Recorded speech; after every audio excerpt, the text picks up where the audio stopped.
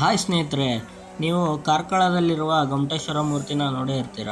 1962ನೇ ಇಸವಿ ಕಾರ್ಕಳದ ಗೊಮ್ಮಟೇಶ್ವರನಿಗೆ ಮಸ್ತಾಭಿಷೇಕ ನಡೆಯುತ್ತಿದ್ದ ಕ್ಷಣ. ಇದೇ ರೀತಿ ಧರ್ಮಸ್ಥಳದಲ್ಲಿ ಬಾಹುಬಲಿ ಮೂರ್ತಿಯನ್ನು ಶ್ರೀಮತಿ ರತ್ನಮ್ಮ ಹೆಗಡೆ ದಂಪತಿಗಳು ಅಂದುಕೊಳ್ಳುತ್ತಾರೆ.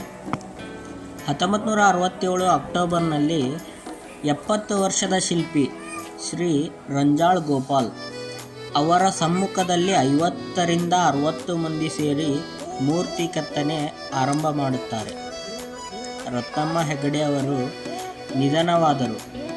ತದನಂತರ ಹೆಗ್ಗಡೆಯವರು ಈ ಕೆಲಸವನ್ನು ಮುಂದುವರಿಸುತ್ತಾರೆ. ಶಿಲ್ಪಿಗಳಾದ ರಂಜಾಳ್ ಗೋಪಾಲ್ ಅವರು ಪೂರ್ತಿ ಕೆತ್ತನೆ ಮುಗಿಯುವವರೆಗೂ ಉಪ್ಪನ್ನು ಸೇವಿಸುವುದೇ ಇಲ್ಲ ಎಂದು ಶಪಥಗೈಯುತ್ತಾರೆ. ಉಪ್ಪಿಲ್ಲದ ಸಪ್ಪೆ ಅಡುಗೆ ಸೇವಿಸುತ್ತಿದ್ದರು. ಕೆತ್ತನೆ ಮುಗಿಯುವವರೆಗೂ ಉಪ್ಪಿಲ್ಲದೆ ಸಪ್ಪೆ ಊಟವನ್ನು ಅವರು ಸವಿದಿದ್ದಾರೆ. ಏಕೆಂದರೆ ಇದು ಏನನ್ನು ಸೂಚಿಸುತ್ತದೆ ಎಂದರೆ ಗೋಪಾಲ್ ಅವರಿಗೆ ಕೆಲಸ ಮೇಲಿರುವ ಹೆಚ್ಚು ಆಸಕ್ತಿಯನ್ನು ತೋರಿಸುತ್ತದೆ.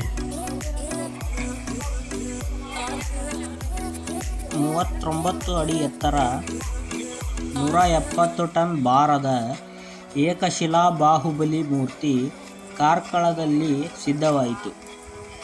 ಬಾಹುಬಲಿ ನಿರ್ಮಾಣವೇ ಒಂದು ಸಾಹಸವಾದರೆ ಅಲ್ಲಿಂದ ಸುಮಾರು 69 ಕಿಲೋಮೀಟರ್ ದೂರದ ಕಾರ್ಕಳದಿಂದ ಧರ್ಮಸ್ಥಳಕ್ಕೆ ಸಾಗಿಸಿದ್ದು ಮತ್ತೊಂದು ಸಾಹಸ.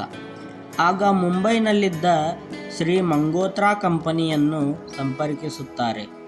ಆಗ ಕಂಪನಿ ಈ ಬೃಹತ್ ವಿಗ್ರಹ ಸಾಗಾಟದ ಹೊಣೆ ಹೊತ್ತುಕೊಳ್ಳುತ್ತದೆ ಮತ್ತು ದೈತ್ಯ ಗಾತ್ರದ ಟ್ರಾಲಿ, ಅದಕ್ಕೆ ಪೂರಕವಾದ ಟೈರ್ಗಳು ನಿರ್ಮಾಣ ಮಾಡಲಾಗುತ್ತದೆ. 1973 ಫೆಬ್ರವರಿ ಕಾರ್ಕಳದಿಂದ ಧರ್ಮಸ್ಥಳಕ್ಕೆ ಬರಲು ಸಿದ್ಧವಾಗುತ್ತೆ. ಆ ಯಾತ್ರೆಯಲ್ಲಿ ಹಲವಾರು ಅಡೆತಡೆಗಳು ಅನುಭವಿಸಿ ಸಾವಿರಾರು ಜನರ ನೆರವಿನಿಂದ ಬರೋಬ್ಬರಿ 23 ದಿನಗಳು ಬರೋಬ್ಬರಿ 23 ದಿನಗಳು ಬೇಕಾಗಿದೆ. ಹೀಗೆ ಸಾಗಿಸಿ 1975 ಡಿಸೆಂಬರ್ 25ನೇ ತಾರೀಕು ವಿರಾಗಿ ರತ್ನಗಿರಿ ಬೆಟ್ಟದ ಮೇಲೆ ರಾರಾಜಿಸುತ್ತಾ ನಿಂತನು.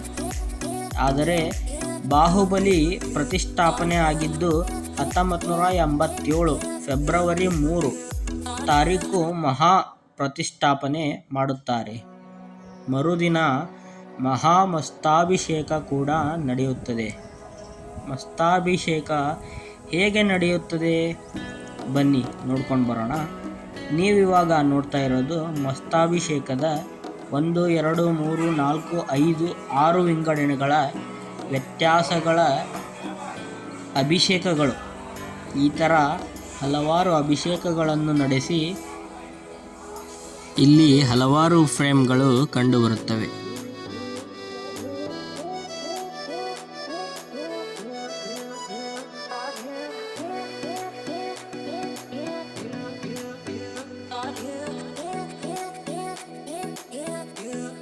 ಕೊನೆಗೂ ಬೆಟ್ಟದ ಮೇಲೆ ಪ್ರತಿಷ್ಠಾಪನೆ ಮಾಡಲಾಗಿದೆ. ನೋಡಿ, ಪ್ರತಿಷ್ಠಾಪನೆಯಾದ ಮೂರ್ತಿಯನ್ನು ತೋರಿಸುತ್ತಾ ಹಾಗೆ ಬನ್ನಿ. ಸೈಡಲ್ಲಿ ಎಲ್ಲ ವಿವರಣೆಗಳನ್ನು ಕೊಟ್ಟಿದ್ದಾರೆ. ನೀವಿವಾಗ ನೋಡ್ತಿರೋದು ಅಭಿಷೇಕ ಯಾವ ಥರ ಆಯಿತು. ಕೆತ್ತನೆ ಮಾಡಿದ ರಂಜಾಳ್ ಗೋಪಾಲ್ ಅವರನ್ನು ನಾನು ಇವಾಗ ನಿಮಗೆ ತೋರಿಸ್ತೀನಿ. ಇದು ಮಾಹಿತಿ, ಅದರಲ್ಲಿರೋ ಫೋಟೋಗಳು ಎಲ್ಲ ಫ್ರೇಮ್ಗಳು ಹಾಕಿ ಕ್ಲೀನಾಗಿ ವಿಂಗಡಣೆ ಮಾಡಿ ಜೋಡಿಸಿದ್ದಾರೆ. ಇದು ರಂಜಾಳ್ ಗೋಪಾಲ್ ಅವರು ಮೂರ್ತಿ ಕೆತ್ತನೆ ಮಾಡಿದ್ರಲ್ಲ, ಅವರೇ ಇವರು. ಅವರ ಪ್ರತಿಮೆಯನ್ನೇ ಇಲ್ಲಿ ಹಾಕಲಾಗಿದೆ, ಏಕೆಂದರೆ ಅಷ್ಟು ಶ್ರದ್ಧೆಯಿಂದ ಕೆಲಸವನ್ನು ನಿರ್ವಹಿಸಿರುತ್ತಾರೆ. ಇದು ಪೂರ್ತಿ ಬಾಹುಬಲಿ ಗೊಮ್ಮಟೇಶ್ವರನ ಒಂದು ವಿವರಣೆಯಾಗಿದೆ. ಈ ವಿಡಿಯೋ ನಿಮಗೆ ನೋಡಿದರೆ ಕ್ಲೀನಾಗಿ ಅರ್ಥ ಆಗುತ್ತೆ. ಹೀಗೆ ನಿಮ್ಮ ಪ್ರೋತ್ಸಾಹ ಇರಲಿ ಅಂತ ನಾವು ಕೇಳ್ಕೊಳ್ಳುತ್ತಾ, ಓಕೆ, ಬಾಯ್ ಫ್ರೆಂಡ್ಸ್. ಹೀಗೆ ನಿಮ್ಮ ಪ್ರೋತ್ಸಾಹ ಯಾವಾಗಲೂ ಹೀಗೆ ಇರಲಿ. ಎಲ್ಲರೂ ಸಬ್ಸ್ಕ್ರೈಬ್ ಮಾಡ್ಕೊಳ್ಳಿ. ನಮ್ಮ ಚಾನಲ್ನ ಸಬ್ಸ್ಕ್ರೈಬ್ ಮಾಡಿಕೊಂಡ್ರೆ ಮುಂದಿನ ವಿಷಯಗಳು ಇನ್ನಷ್ಟು ನಿಮಗೆ ತಿಳಿತಾ ಹೋಗುತ್ತಿವೆ. ಇನ್ನಷ್ಟು ಹೆಚ್ಚಿನ ವಿಷಯಗಳೊಂದಿಗೆ ನಿಮ್ಮೊಂದಿಗೆ ಇರ್ತೀವಿ. DK in Kannada. Bye bye.